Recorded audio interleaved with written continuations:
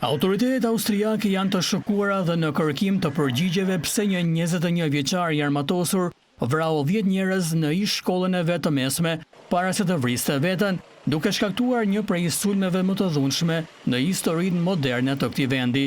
Në mesin e të vrarëve në sulmin e së martës ishte edhe një vajzë me prejardhje nga Kosova. Policia tha se sulmuesi i armatosur me pushk veproi vetëm. Autoritetet e sigurisë janë duke kontrolluar shtëpinë dhe veprimtarinë e sulmuesit në internet për të gjetur ndonjë të dhënë që mund të japë përgjigje përse ai kreu një sulm në shkollë në qytetin e dytë më të madh të Austrisë, Graz, përpara se të vetvritej. Është shumë e vështirë ta kuptosh këtë ngjarje, tha Paul Nietzsche, mësues i lëndës së studimeve fetare në shkollë, i cili doli nga klasa e tij para se sulmuesi të përpiqej të hynte dhe e pa shkurtimisht duke u përpjekur të qëllonte brave në një dere tjetër. Disa media austriake raportuan se autori i ngjarjes, i cili nuk është identifikuar ende, duket se ndihej i bullizuar, megjithatë policia nuk e ka konfirmuar këtë.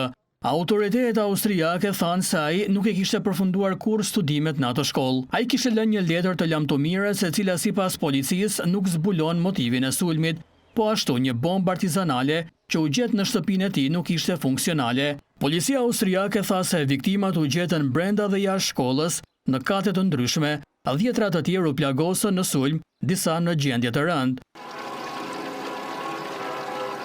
Austria shpalli 3 ditë zije kombëtare të martën pas sulmit. Ngjarja shkaktoi një val solidariteti të rrallë mes partive politike, zakonisht të ndara thellësisht në qëndrimet e tyre. Prindrit e nxënësve dhe banorët pranë shkollës po përpiqen të kuptojnë çfarë ndodhi.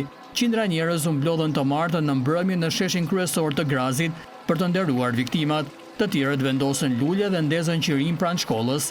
10 njerëz u rreshtuan për të dhuruar gjak për të mbijetuarit.